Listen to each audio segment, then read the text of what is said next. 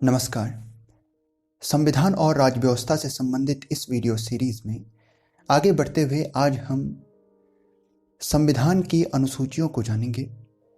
इससे पूर्व के वीडियो में हमने भारत के संविधान निर्माण के लिए जिस संविधान सभा को बनाया गया था उसके संदर्भ में जाना है। आज हम संविधान की अनुसूचियों को जानेंगे।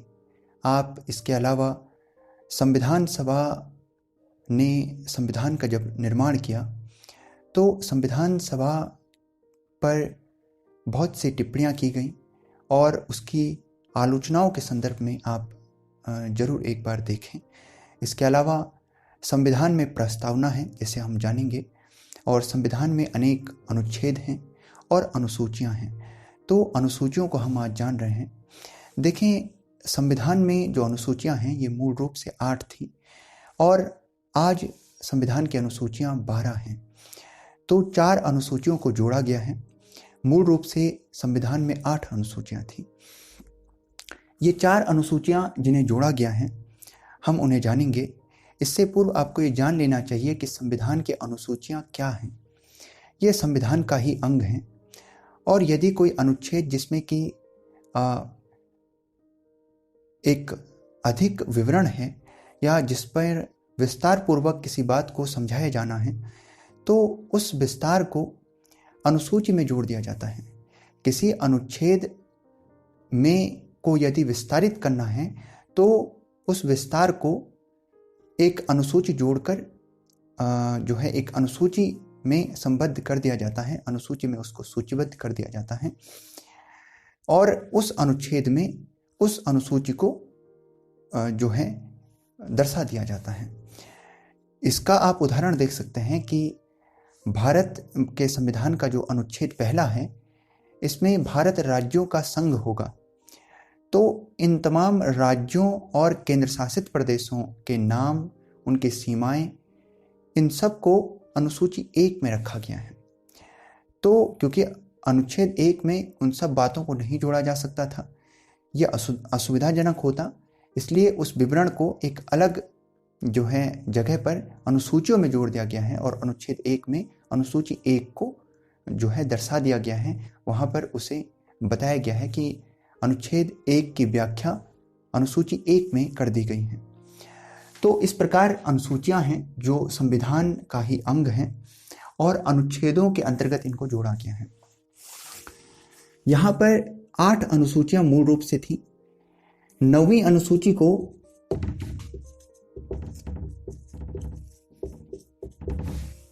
1951 में ही प्रथम संविधान संशोधन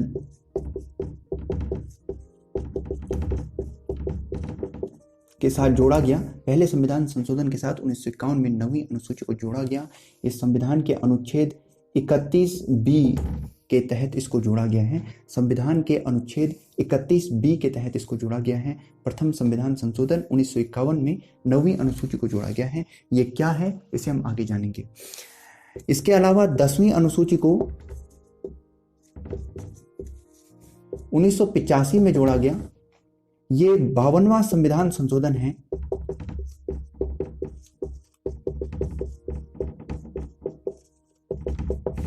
इस अनुसूची में क्या बातें हैं वे हम आगे जानेंगे।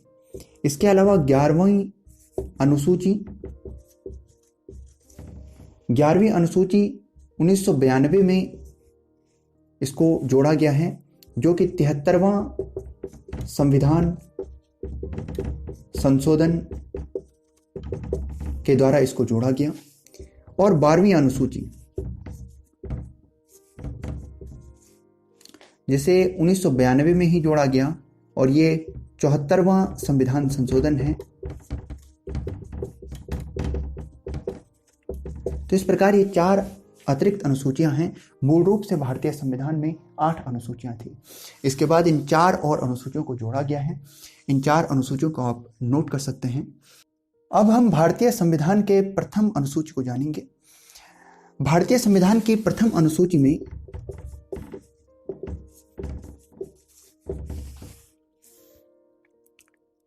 राज्यों और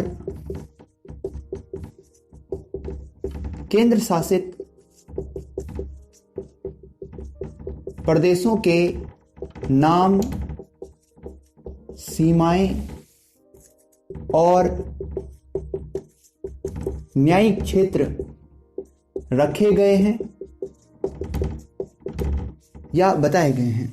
तो राज्यों और केंद्र शासित प्रदेशों के नाम, उनकी सीमाएं और उनके न्यायिक क्षेत्रों को प्रथम अनुसूची में रखा गया है या बताया गया है। इसके बाद द्वितीय अनुसूची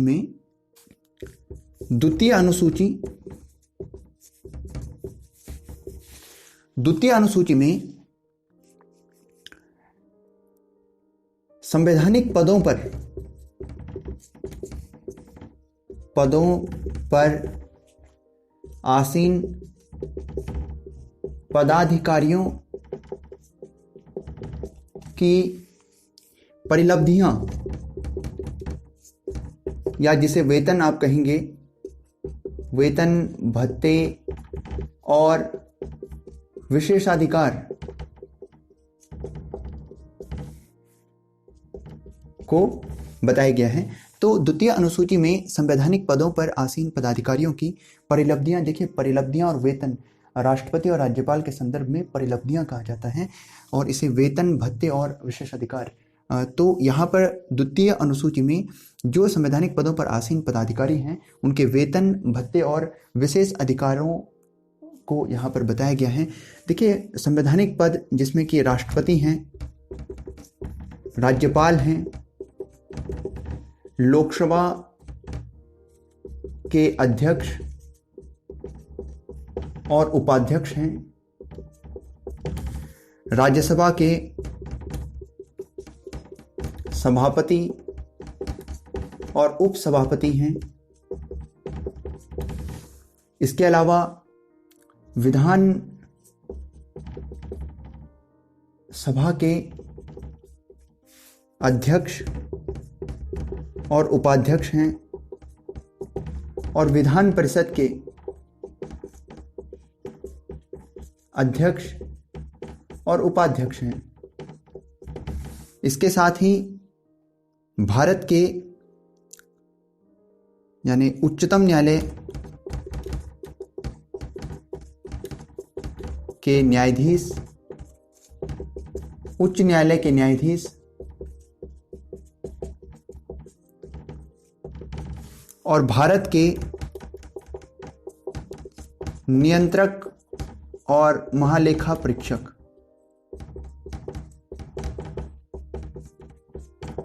इन पदों जो कि ये संवैधानिक पद हैं, इन पदों के वेतन, भत्ते और विशेषाधिकारों के संदर्भ में द्वितीय अनुसूची में व्याख्या की गई है। इनके वेतन, भत्ते और पदाधिकारी जो इनके विशेषाधिकार होंगे उन्हें द्वितीय अनुसूची में दर्शाया गया है, बताया गया है।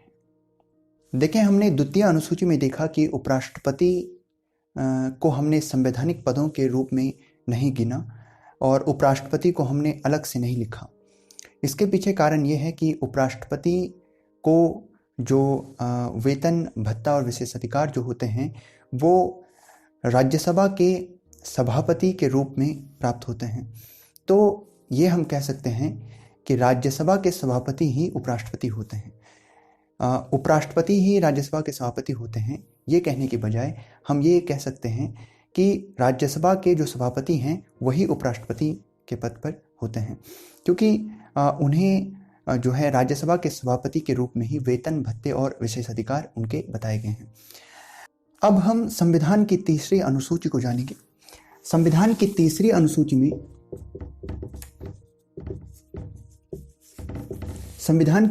अनुसूची में विभिन्न उम्मीदवारों और सदस्यों के द्वारा ली जाने वाली शपथ और या आप इसे प्रतिज्ञान कह सकते हैं, प्रतिज्ञान इसमें बताई गई हैं। तो विभिन्न उम्मीदवारों के द्वारा जो ली जाने वाली शपथ होती हैं, ओथ होती है, प्रतिज्ञान या अफर्मेशन। देखें, शपथ उन लोगों के लिए जो ईश्वर में विश्वास करते हैं, बहुत से लोग जो नहीं करते हैं उनके लिए प्रतिज्ञान। तो इस प्रकार से शपथ और प्रतिज्ञान जो हैं वो तीसरी अनुसूची में यहाँ पर बताई गई है।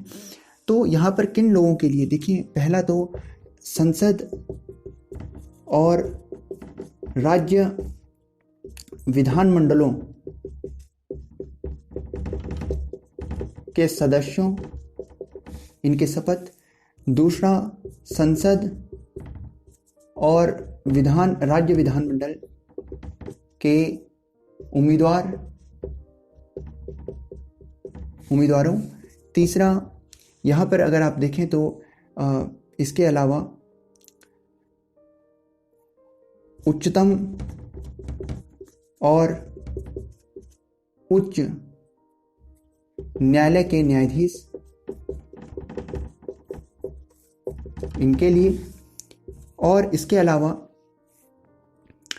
भारत के नियंत्रक एवं महालेखा परीक्षक इनके लिए। तो यहाँ पर आप देख सकते हैं इन सदस्यों के लिए, इन तमाम पदाधिकारियों के लिए तीसरी अनुसूची में बताया गया है कि शपथ क्या होगी, वह प्रतिज्ञान उनके लिए क्या होगा या उनकी शपथ क्या होगी। तो ये तीसरी अनुसूची में इसका वर्णन किया गया है। ये तमाम वे पदाधिकारी हैं जिनके संदर्भ में ये बात की गई है, या वे उम्मीदवार हैं जिनके संदर्भ में यहाँ पर तीसरी अनुसूची में शपथ या उनकी प्रतिज्ञान की व्याख्या की गई है, उसे रखा गया है। देखें, आप एक सवाल ये भी कर सकते हैं कि यहाँ पर राष्ट्रपति के बारे में नहीं कहा गया है, तो राष्ट्रपति की शपथ जो है वो अनुच्छेद 60 में है। और अगर उपराष्ट्रपति आप देखें कि शपथ ये अनुच्छेद 69 में है। अनुच्छेद 69 में उपराष्ट्रपति की शपथ है। राज्यपाल की शपथ 159 में है, अनुच्छेद 159 में है। तो इस प्रकार से इनके शपथ जो है एक बिल्कुल अलग अनुच्छेद में वर्णन इसका किया गया है। तो इस वजह से यहाँ पर इनकी शपथ नहीं है। तीसरी अनुसूची में जिनकी शपथ दी गई है वे ये उम्मीदवार या ये सदस्य हैं जिनके बारे में यहाँ पर कहा गया है। देखें, यहाँ पर एक और जो है आपको जोड़ना चाहिए कि संसद या राज्य विधानमंडल के मंत्री, तो यहाँ पर संसद और राज्य विधानमंडलों के मंत्रियों की भी शपथ यहाँ पर बताई गई है। तो आप ये देख सकते हैं इन तमाम जो हैं पदाधिकारियों की, उम्मीदवारों की यहाँ पर शपथ को तीसरी अनुसूची में रखा गया है। तो इन बातों को आप नोट कर सकते हैं। अब हम संविधान की चौथी अनुसूची को जानेंगे। चौथी अनुसूची, देखें, संविधान की चौथी अनुसूची में जो बात रखी गई है, यहाँ पर राज्यसभा में राज्य और केंद्र शासित प्रदेश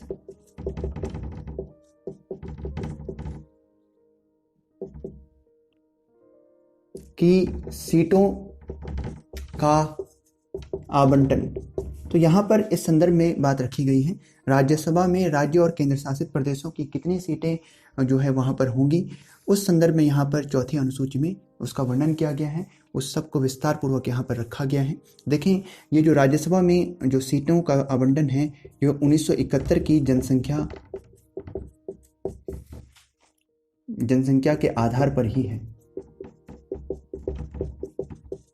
1971 की जनसंख्या जो जनगणना है 1971 की, उसी के आधार पर राज्यसभा की सीटों का जो है आवंटन हुआ है हर राज्य और केंद्र शासित प्रदेशों में। तो ये चौथी अनुसूची में इस संदर्भ में वर्णन किया गया है। अब हम पांचवी अनुसूची को जानेंगे। पांचवी अनुसूची, देखें, पांचवी अनुसूची में जिस संदर्भ की व्याख्या की गई है, अनुसूचित और जनजाति क्षेत्र के प्रशासन और नियंत्रण के संबंध में उपबंध, ये आर्टिकल 244 का वर्णन है। तो यहाँ पर जो है कि अंतर्गत ये हैं। तो आर्टिकल 244 में तो यहाँ पर अगर आप देखें तो उसी की व्याख्या यहाँ पर की गई है। 5वीं अनुसूची में अनुसूचित और जो जनजाति क्षेत्र होते हैं उनके प्रशासन और नियंत्रण के संदर्भ में जो है यहाँ पर व्याख्या की गई है। यहाँ पर उसे और अधिक विस्तार पूर्वक बताया गया है। तो ये 5वीं अनुसूची में इन सब उपबंधों को रखा गया है। अब हम 6वीं अनुसूची को जानेंगे। 6वीं अनुसूची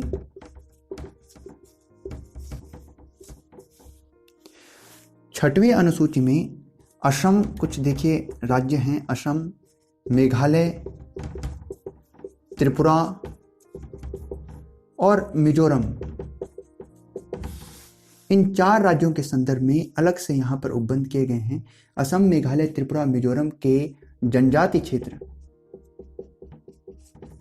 क्षेत्रों के प्रशासन एवं नियंत्रण से संबंधित उपबंध। तो यहाँ पर इन 4 राज्यों के संबंध में अलग से उपबंध किए गए हैं यहाँ के जनजाति क्षेत्रों के प्रशासन को लेकर। यहाँ पर हालांकि जनजाति क्षेत्रों के प्रशासन और नियंत्रण को लेकर उपबंध किया गया है 5वीं अनुसूची में, लेकिन 4 राज्यों की स्थिति को देखते हुए वहाँ पर जो है एक अलग उपबंध करने पड़े। कुछ जो है बातों को अलग अनुसूची में जोड़ना पड़ा और ये 6वीं अनुसूची है जहाँ पर इन 4 राज्यों के प्रशासन और नियंत्रण के संबंध में, उसके जनजाति क्षेत्रों के प्रशासन और नियंत्रण के संबंध में उपबंधों को जोड़ा गया है। और 6वीं अनुसूची 7वीं अनुसूची देखिए, 7वीं अनुसूची में जो बात रखी गई है, यहाँ पर संघ और राज्य के मध्य शक्तियों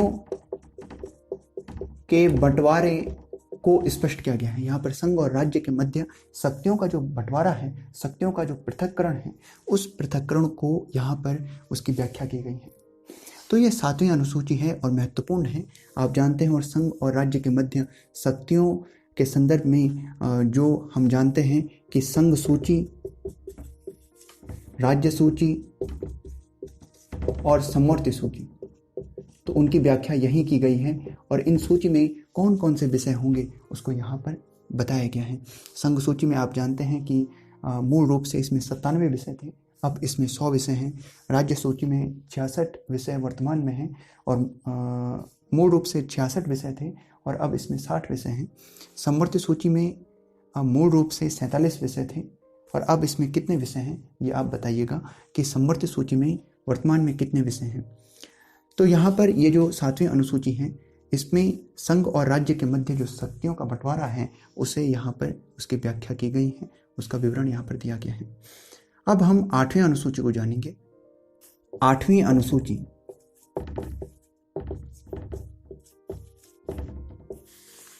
आठवीं अनुसूची में किन बातों को रखा गया है देखें। संविधान के द्वारा मान्य भाषाएं, यहाँ पर संविधान के द्वारा मान्य भाषाओं को रखा गया है 8वीं अनुसूची में। ये मूल रूप से 14 भाषाएं थी और वर्तमान में इनकी संख्या 22 है, यानी वर्तमान में 22 भाषाओं को संविधान के द्वारा मान्यता दी गई है। मूल रूप से ये भाषाएं 14 थी। अगर आप जानें तो 1967 में 21वें संविधान संशोधन से सिंधी भाषा को 15वीं संविधान के द्वारा मान्य भाषा के तौर पर 8वीं अनुसूची में जोड़ा गया। इसके बाद कोंकणी, मणिपुरी और नेपाली भाषा को जो है 71वें संविधान संशोधन के द्वारा 1992 में 8वीं अनुसूची में जोड़ा गया मान्य भाषा के तौर पर। उसके पश्चात जो है 2003 में भाषाओं को जोड़ा गया है। डोगरी जो है, बोडो, संथाली, मैथिली, इन भाषाओं को भी 2003 में जो है 8वीं अनुसूची में संविधान के द्वारा मान्य भाषाओं के तौर पर जोड़ा गया है। आप एक बार जरूर उन भाषाओं को देख लें, किस वर्ष किस संविधान संशोधन से उन्हें 8वीं अनुसूची में जोड़ा गया है संविधान के द्वारा मान्य भाषाओं के रूप में। अब हम 9वीं अनुसूची को जानेंगे, जो कि जो है मूल रूप से संविधान में नहीं थी, जिसे जोड़ा गया है। अब हम 9वीं अनुसूची को जानेंगे। 9वीं अनुसूची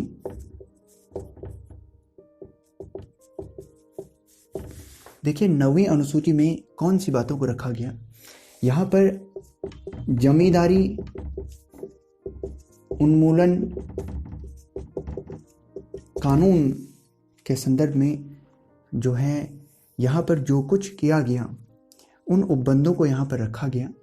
दरअसल जमींदारी उन्मूलन कानून जब लाया गया तो इस संदर्भ में जमींदारों के पास उस समय पर संपत्ति का अधिकार था, और संपत्ति का अधिकार होने के कारण वे जो है जमींदारी उन्मूलन कानून लागू नहीं हो पा रहा था। तो इस दशा में यहाँ पर एक और अनुसूची को जोड़ा गया, 9वीं अनुसूची को, और इस अनुसूची में रखे गए विषयों पर न्यायिक समीक्षा नहीं की जा सकती थी, यानी न्यायालय उन पर न्यायिक समीक्षा नहीं कर सकता था। तो इस दशा में इन कानूनों पर जब न्यायालय नहीं जाया जा सकता था, तो इस दशा में जमींदारी उन्मूलन कानून जो है वो लागू हो गया। तो जमींदारी के उन्मूलन के लिए ये जो है महत्वपूर्ण ढंग से इस अनुसूची को जोड़ा गया, जिसमें रखे गए विषयों पर न्यायिक समीक्षा नहीं की जा सकती है। तो ये 9वीं अनुसूची है। देखें, 9वीं अनुसूची पर धीरे धीरे जब कानूनों को रखा जा रहा था तो धीरे धीरे इस पर दुरुपयोग भी इसका होने लगा, सरकारों के द्वारा इसका दुरुपयोग होने लगा। तो जब दुरुपयोग होने लगा तो न्यायालय के द्वारा उपबंध किया गया 24 अप्रैल 1973 की तिथि के पश्चात जिन जो है विषयों को 9वीं अनुसूची में रखा जाएगा उन पर न्यायिक समीक्षा की जा सकती है, यानी न्यायालय उन पर विचार कर सकता है और न्यायालय उन पर जो है अपना निर्णय सुना सकता है। तो 24 अप्रैल 1973 जो कि केशवानंद भारती जो मामले के निर्णय की जो तिथि है, निर्णय की तिथि है 24 अप्रैल 1973। तो इसके बाद जिन कुछ भी विषयों को इस अनुसूची में रखा जाएगा, न्यायालय उन पर न्यायिक समीक्षा कर सकता है। तो 9वीं अनुसूची कुछ इस प्रकार है। अब हम 10वीं अनुसूची को जानेंगे। 10वीं अनुसूची, देखें 10वीं अनुसूची को 52वें संविधान संशोधन के द्वारा, जिस पर हम पहले भी बात कर चुके हैं, जोड़ा गया। और ये दल बदल रोधी कानून से संबंधित जो कुछ उपबंध हैं उन्हें 10वीं अनुसूची में रखा गया है। तो 10वीं अनुसूची जो 52वें संविधान संशोधन के द्वारा जोड़ी गई है, और ये दल बदल रोधी कानून से संबंधित जो कुछ उपबंध हैं उन्हें 10वीं अनुसूची में रखा गया है, उन्हें इसमें उसकी व्याख्या की गई है।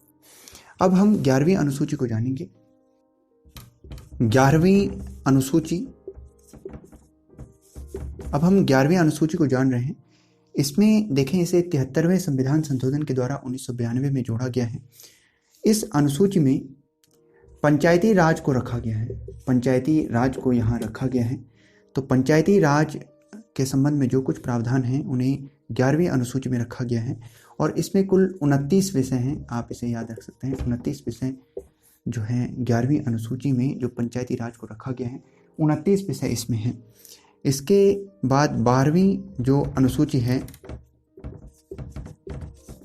12वीं अनुसूची नगर पालिका से संबंधित है। नगर पालिका को यहाँ रखा गया है, जो 74वें संविधान संशोधन के द्वारा 12वीं अनुसूची को जोड़ा गया है, और यहाँ पर नगर पालिका के संदर्भ में उपबंधों को किया गया है। इसमें अगर आप याद रखें तो 18 विषय हैं, यहाँ पर 18 विषय हैं। तो नगरपालिका के संदर्भ में 12वीं अनुसूची है जिसमें 18 विषय हैं। तो ये सभी अनुसूचियों को हमने जाना है। ये वे अनुसूचियाँ हैं जिन्हें नई जोड़ी गई हैं, तो आप इन्हें याद कर सकते हैं और आपको इन्हें नोट करना चाहिए।